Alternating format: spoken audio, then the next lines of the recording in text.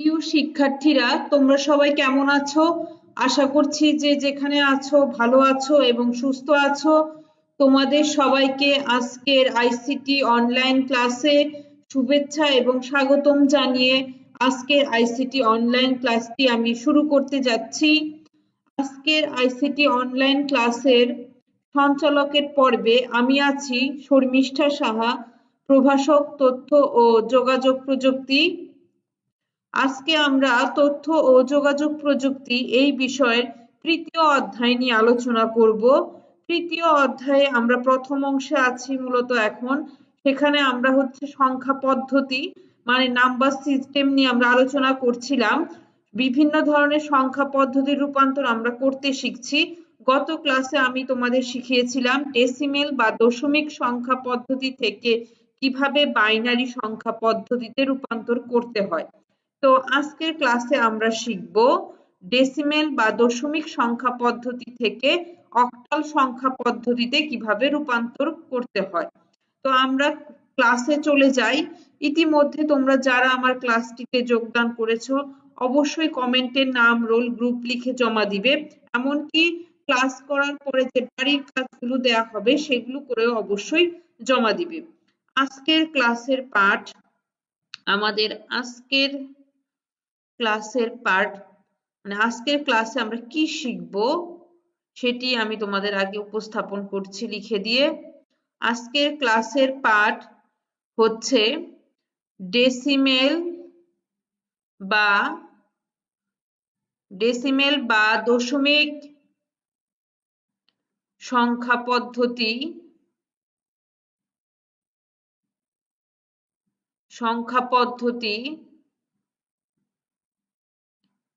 থেকে অক্টাল সংখ্যা পদ্ধতিতে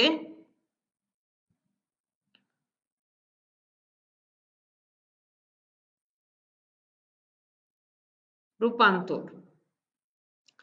তো আমরা গতদিন শিখেছিলাম কিভাবে ডেসিমেল থেকে বাইনারিতে রূপান্তর করতে হয়। ডেসিমেলের ভিত্তি 10 কাজে লাগে না, বাইনারির ভিত্তি 2 দ্বারা ভাগ গুণ প্রক্রিয়া আমরা গত ক্লাসে শিখেছি। আজকেও আমি যদি এখন একটি অঙ্ক দেই তোমাদের, মনে করো 67, এটি ডেসিমেলে আছে, এটিকে তোমাদের আমি বলছি 8 ভিত্তিতে মানে অক্টালে কনভার্ট করতে হবে। এটার ক্ষেত্রেও ডেসিমেলের ভিত্তি 10 কাজে লাগবে না, কাজে লাগবে অক্টাল সংখ্যা পদ্ধতির ভিত্তি এই 8 কাজে লাগবে, ঠিক আছে। আর এখানে 67 হচ্ছে ইন্টিজার নাম্বার মানে পূর্ণ সংখ্যা। তো আমাদের যেটা করতে হবে এই 67 কে আমাদের 8 দ্বারা ভাগ করে এখানে ভাগফল ভাগশেষ লিখতে হবে। আশা করি তোমরা বুঝতে পারছো আমি কি বুঝাতে চাচ্ছি তোমাদের। তাহলে আমরা এখন আসো এই অঙ্কটি করে ফেলি। কি বললাম, একটা মান দিয়েছিলাম 67 ডেসিমেলে আছে, সেটিকে আমরা বলছি অক্টালে কনভার্ট করতে 8 ভিত্তিতে, ঠিক আছে। তো 67 কে যদি আমরা 8 দ্বারা ভাগ করি, আমি এখানে সাইডে তোমাদের রাফ হিসেবে ভাগটাও দেখিয়ে দিচ্ছি যাতে তোমাদের অঙ্কটা বুঝতে খুব সুবিধা হয়। তো এইখানে 67 কতবার যাবে, আমরা যদি 8 দিয়ে এটাকে ভাগ করতে চাই, এটা 8 বার যাবে, 8 8 64। আমরা যদি 7 থেকে 4 বাদ দেই তাহলে এখানে থাকছে আমাদের কত, 3। হ্যাঁ, তার মানে আমাদের ভাগফল 8 আর ভাগশেষ 3। ভাগফল 8 আর ভাগশেষ কত, 3। এখন কথা যে আমরা 8 দিয়ে যদি 8 কে ভাগ করি তাহলে একবার, ভাগশেষ নিঃশেষে বিভাজ্য, এখানে কিছু থাকছে না, এখানে শূন্য দ্বারা ফিল আপ করলাম। 8 দিয়ে যদি 1 কে ভাগ যাবে, কখনোই না, কেননা ভাজ্য ভাজকের থেকে ছোট হয়ে গেছে, এর জন্য এখানে লিখবো 0। আর কাকে ভাগ করতে চাচ্ছিলাম, এই 1 কে, 1 বসবে এই পাশে, ঠিক আছে। তো এখন আমরা এখানে লিখবো কি এলএসবি আর এখানে লিখবো কি এমএসবি, ঠিক আছে। তো আমরা অঙ্কটি করে ফেলেছি। আর গত ক্লাসে তোমাদের শেখানো হয়েছিল এলএসবি এমএসবি এর পূর্ণরূপ, সব আমি লিখে দিয়েছি গত ক্লাসে, এর জন্য আজকে আর লিখছি না।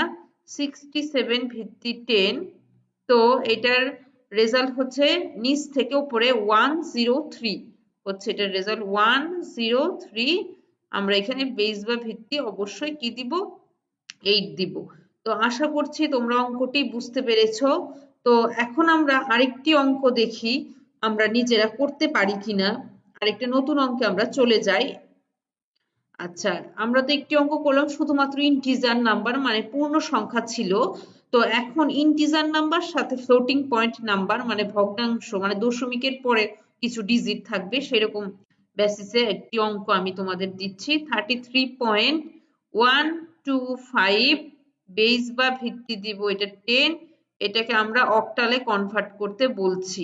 ঠিক আছে, তো এখন 33 মানে 33 হচ্ছে পূর্ণ সংখ্যা, এটিকে করব আমরা 8 দ্বারা ভাগ, আর 0.125 কে আমরা করব হচ্ছে কি 8 দ্বারা গুণ অবশ্যই।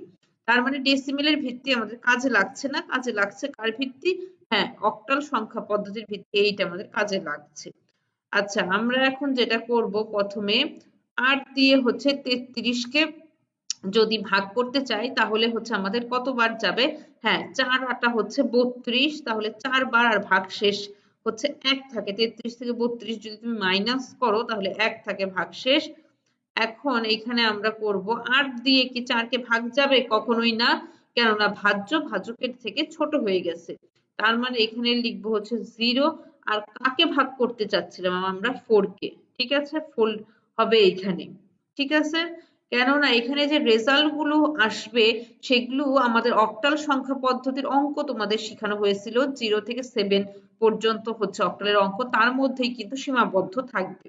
তাহলে এখানে আমরা লিখি এলএসবি আর এখানে আমরা লিখবো হচ্ছে এমএসবি। ঠিক আছে, এখন আমরা যেটি করব এই 0.125 কে আমরা হচ্ছে এখন 8 দ্বারা গুণ করে এখানে আমরা লিখবো হচ্ছে গুণফল, এইখানে লিখবো হচ্ছে ভগ্নাংশ, হ্যাঁ আর এইখানে লিখবো হচ্ছে পূর্ণ সংখ্যা। ঠিক আছে, আশা করছি তোমরা বুঝতে পারছো, গতদিনে এরকম অঙ্ক শিখিয়েছিলাম।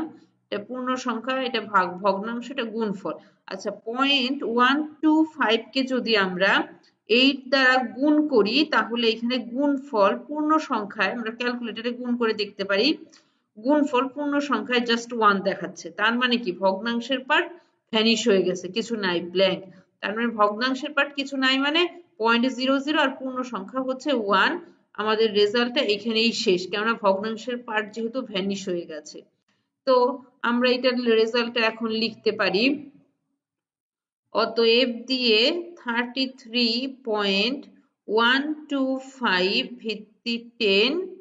তো এটার রেজাল্ট আগে 33 এর রেজাল্ট হচ্ছে 41 পয়েন্ট, এখানে 1 আসছে, 8 ভিত্তি 8। ঠিক আছে, তোমরা নিশ্চয়ই বুঝতে পেরেছো কি করলাম আমি অঙ্কটি। তো আমরা এরকম আরেকটি অঙ্ক দেখি, আমরা বোঝার চেষ্টা করি, দেখি বুঝতে পারছি কিনা। আমরা আরেকটি অঙ্ক দেখতে যাচ্ছি, তোমরা একটু খেয়াল করো, আমরা একটু নতুন অঙ্ক আরেকটি শিখবো। আচ্ছা, এখন আরেকটি অঙ্ক দিচ্ছি আমরা, এখানে 215.89 এইটাকে আমরা বলছি হচ্ছে অক্টালে কনভার্ট করতে, 89 ভিত্তি 10 এটিকে আমরা অক্টালে কনভার্ট করতে বলছি। ঠিক আছে, তো আমরা এখন 215 কে যদি আমরা 8 দ্বারা ভাগ করতে চাই তাহলে এখানে আমাদের কত থাকবে, ভাগফল আর ভাগশেষ আমরা একটু দেখি, ভাগটা করার চেষ্টা করি। আচ্ছা, এটা কতবার যাবে, হ্যাঁ 2 বার, 16। তো এখন আমাদের এখানে কতবার আসতেছে, আমরা যদি একটু ক্যালকুলেশন মাইনাস করি,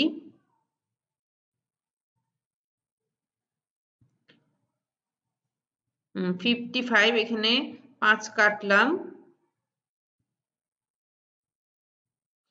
এখন এখানে আমাদের কতবার যাবে, হ্যাঁ 6 বার, 6 8 48।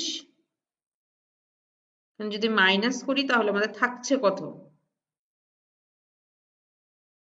এখানে থাকছে হচ্ছে আমাদের 7। তার মানে এখানে আমাদের ভাগফল হচ্ছে 26 আর ভাগশেষ হচ্ছে 7। তার মানে 26 আর এখানে ভাগশেষ হচ্ছে 7। এই ভাগফল ভাগশেষকে পৃথক করার জন্য মাঝে এই দাগটা দিতে হয়। আচ্ছা, এখন 8 দিয়ে 26 কতবার যাবে? হ্যাঁ, 3 8 24, 3 বার দিতে পারি। আর 26 থেকে 24 যদি আমরা মাইনাস করি, 6 থেকে 4 যদি মাইনাস করি, তাহলে আমাদের থাকবে হচ্ছে কত? হ্যাঁ, অবশ্যই 2। আর এখানে 8 দিয়ে কি 3 কে ভাগ যাবে? কখনোই না, কেননা ভাজ্য ভাজকের থেকে ছোট হয়ে গেছে। ভাজ্য ভাজকের থেকে ছোট হয়ে গেছে। তো এখানে আমরা কাকে ভাগ করতে চাচ্ছিলাম? 3 কে। 3 এখানে আমরা বসাবো। 327 এই পূর্ণ সংখ্যার রেজাল্ট। এখানে আমরা লিখি এলএসবি, এখানে আমরা লিখব হচ্ছে এমএসবি। তো এখন আমরা যেটি করব, এই 0.89 কে হচ্ছে আমরা 8 দ্বারা গুণ করে অঙ্ক করার চেষ্টা করব। 0.89 কে হচ্ছে এখন কি করব আমরা? 8 দ্বারা গুণ করে এখানে আমরা লিখব হচ্ছে গুণফল। আশা করছি তোমরা ভাগটি বুঝতে পেরেছো, এই কারণে আমি এটাকে ইরেজ করে দিচ্ছি। গুণফল ভগ্নাংশ, এখানে আমরা লিখব হচ্ছে পূর্ণ সংখ্যা। ঠিক আছে, আশা করছি তোমরা বুঝতে পারছো অঙ্কটি। এখন আমরা যদি ক্যালকুলেটরে গুণ করি 0.89 কে যদি আমরা 8 দ্বারা গুণ করি, তাহলে এখানে আমাদের গুণফল থাকবে কত? 7.12। আচ্ছা, ভগ্নাংশের পাটে লিখবো 0.12 আর পূর্ণ সংখ্যা হবে কি? 7। ঠিক আছে, এখন ভগ্নাংশের পাটে কি আছে? 0.12 কে যদি আমরা 8 দ্বারা গুণ করি, তাহলে এখানে আমাদের গুণফল হবে 0.96। এখানে ভগ্নাংশের পাটে লিখবো 0.96 আর এখানে আমাদের পূর্ণ সংখ্যা এখানে লিখবো 0। এখন 0.96 কে যদি আমরা 8 দ্বারা গুণ করি, তাহলে এখানে গুণফল হয় 7.68। ভগ্নাংশের পাটে লিখবো 0.68 আর এখানে লিখবো হচ্ছে পূর্ণ সংখ্যায় 7। আশা করছি তোমরা বুঝতে পারছো। তো এখন 0.68 কে যদি আমরা 8 দ্বারা গুণ করি, এখানে হবে 5.44, এখানে হবে 0.44 আর এখানে হবে হচ্ছে আমাদের 5। ঠিক আছে, তো এখন যদি আমরা 0.44 কে যদি 8 দ্বারা গুণ করি, এখানে হবে 3 গুণ করলে আমরা ক্যালকুলেটরে গুণ করে দেখতে পারি 52, এখানে হবে ভগ্নাংশের পার্টে 0.52, এখানে হবে পূর্ণ সংখ্যা, এখানে হবে 3। তো এখানে পূর্ণ সংখ্যা আমরা দেখতে পাচ্ছি 70753, কেননা আমরা এখানে 5 বার করার পরেও অঙ্কটিতে ভগ্নাংশের পার্ট ভ্যানিশ হয়ে যায়নি, মানে 3 পয়েন্ট সামথিং কিছু থেকে যাচ্ছে। ঠিক আছে, তো এই কারণে অঙ্কটি আমরা আর করব না, এটা এখানে স্টপ করে দিব। তো এখানে আমরা লিখবো এমএসবি, এর নিচে লিখবো হচ্ছে এলএসবি। তো এখন এটার রেজাল্ট যেটি আসবে 215.89 ভিত্তি 10, এটিকে আমরা অক্টালে কনভার্ট যদি করি, তাহলে এখানে 215 রেজাল্ট এসেছে 327 পয়েন্ট, এইটা হবে উপর থেকে নিচে 70753। ঠিক আছে, যেহেতু অঙ্কটি আমাদের এখানেই শেষ নয়, এটা আমি আরো চালাতে পারতাম, কিন্তু 5 বার করার পরেও যদি কোনো অঙ্কে ভগ্নাংশের পার্ট ভ্যানিশ হয়ে না যায়, তাহলে এখানে ডট ডট বা প্রায় লিখে আমাদের অঙ্কটি শেষ করে ফেলতে হবে। ঠিক আছে, আশা করছি তোমরা অঙ্কটি খুব সহজেই বুঝতে পেরেছো। যে সমস্ত অঙ্কগুলো তোমাদের করানো হলো অবশ্যই খাতাতে নোট করে ফেলবে বুঝে বুঝে। তো এখন আমি তোমাদের দিব হচ্ছে আজকের ক্লাসের পরে দিব হচ্ছে বাড়ির কাজ। যে সমস্ত অঙ্কগুলো তোমাদের শেখানো হলো এর উপর ভিত্তি করে আমি কিছু নতুন অঙ্ক দিয়ে তোমাদের বাড়ির কাজ দিচ্ছি। 209 এটা ডেসি থেকে অক্টালে কনভার্ট করবে।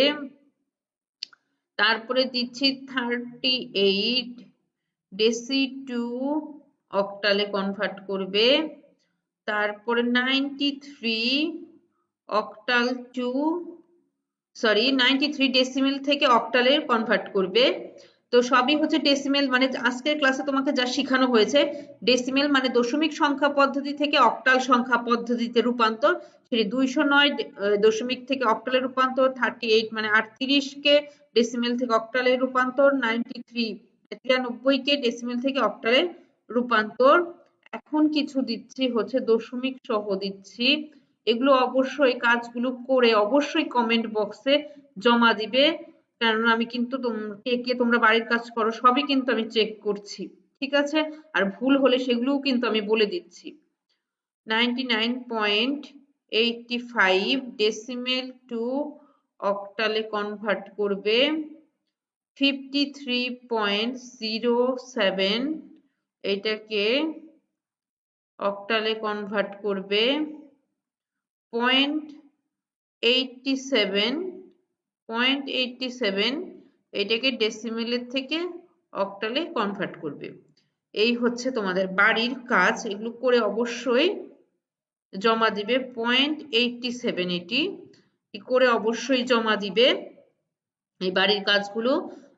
তো আমি বাড়ির কাজ দিয়ে ফেলেছি, আজকের ক্লাসের পাঠ মূলত আজকের ক্লাসে আমি যা পড়িয়েছি সেগুলো আর বাড়ির কাজ যা বললাম সেগুলো করে অবশ্যই জমা দিবে।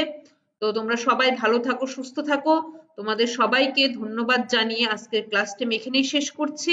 পরবর্তী ক্লাসে নতুন কোনো লেকচার নিয়ে আমি চলে আসবো, সেই পর্যন্ত তোমরা সবাই ভালো থাকো, সুস্থ থাকো।